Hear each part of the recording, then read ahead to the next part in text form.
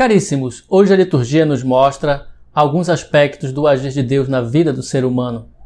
De uma maneira especial, nos fala da justiça de Deus e como se dá essa justiça entre os homens. Quando falamos em justiça divina, é bom lembrar que ela é distinta da justiça humana.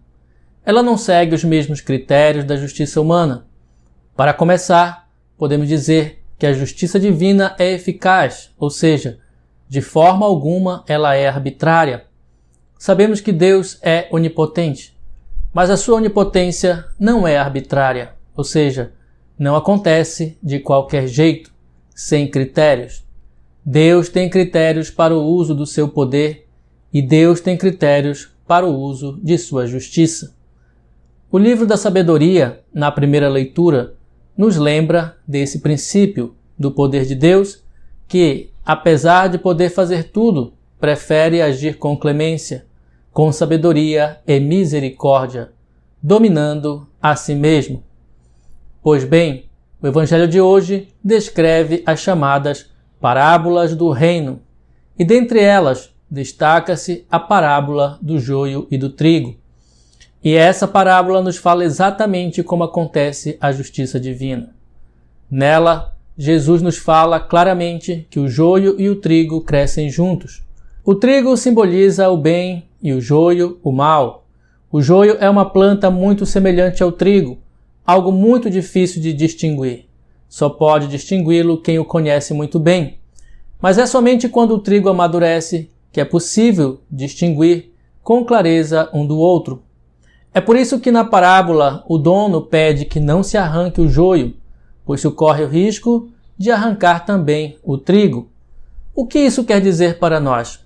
Quer dizer que o mal está no mundo e cresce junto com o bem? O mal não é obra divina, é obra do maligno, mas Deus permite que o mesmo cresça junto com o bem. Por que Deus permite isso? A nossa vontade talvez seja de arrancar, de extirpar todo o mal à nossa volta. Queremos resolver tudo muito rápido, acabar com o mal, nos livrarmos do mal de uma vez por todas. Mas esquecemos de um detalhe. O mal é muito sutil. Ele está misturado com o bem. Ele está disfarçado de bem. Ao tentar eliminar o mal, corremos o risco de eliminar também o bem. Por isso o Senhor nos pede paciência, porque somente no dia da sua colheita, ou seja, no dia do seu juízo, Ele enviará os seus ceifadores, os seus anjos, pois somente os anjos do Senhor podem separar claramente o joio do trigo, o bem do mal. Ora, irmãos, a parábola também diz que o trigo simboliza os que pertencem ao reino de Deus e o joio os que pertencem ao maligno. O mundo é assim. Os maus estão misturados com os filhos do reino. Acontece que sempre queremos separar os maus dos bons. Isso até pode acontecer em alguns casos. É assim que acontece, por exemplo, com as leis humanas. Sempre há uma punição para os que praticam atos maus. As prisões existem para isso, justamente para resguardar a sociedade daqueles sujeitos que são considerados maus, danosos para o convívio social. Esses são critérios humanos que nós adotamos para protegermos nossas vidas, a nossa integridade física. E isso é válido para muitos casos. Porém, a justiça divina não funciona nesse nível. Ela vai mais além. Por quê? Porque, na maioria das vezes, os maus se confundem com os bons.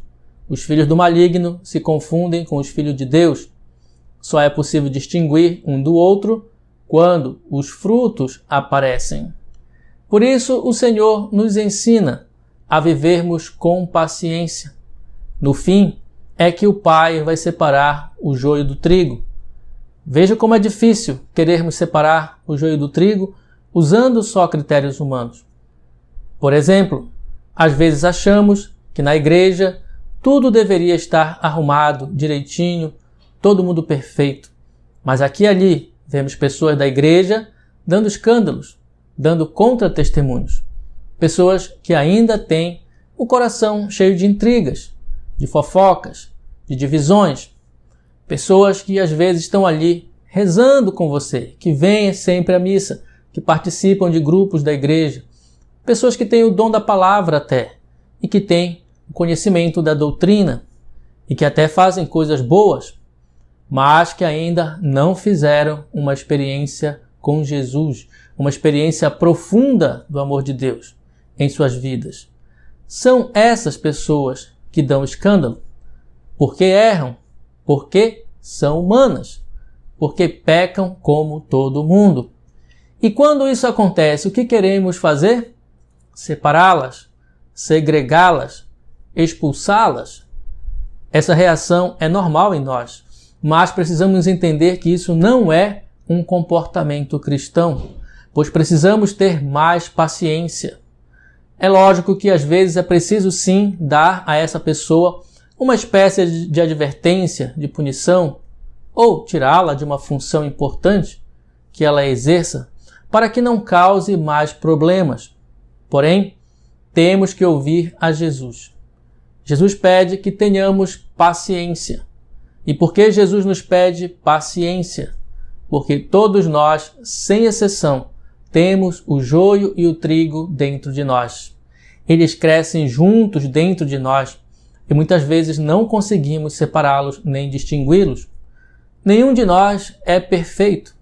Dentro de nós sempre conviverão o nosso melhor e o nosso pior. É claro que devemos nos esforçar para que o nosso melhor aflore, apareça, mas muitas vezes, mesmo sem querer, o que temos ainda de imperfeito irá aparecer, irá aflorar. É nesse momento que temos que ter a capacidade de reconhecer o nosso erro, de deixarmos ser corrigidos, de pedirmos perdão pelo que fizemos.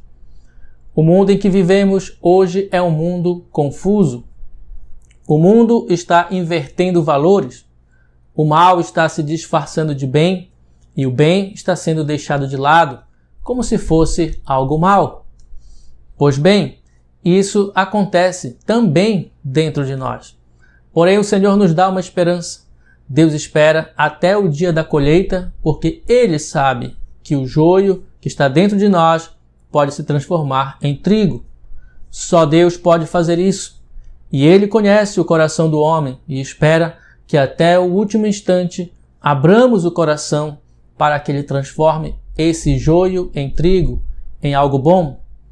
O Senhor quer converter a todos, por isso Ele deixa que o tempo passe, que a desgraça aconteça junto com a graça. Porém, não adianta só olhar os problemas do mundo.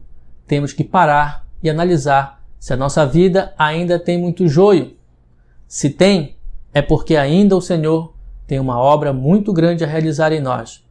Em primeiro lugar, temos que parar de ficar apontando o dedo para os outros, dizendo: esse é o joio, aquele não é joio, esse é bom, aquele é mau, esse presta, aquele não presta, esse é pecador, aquele não.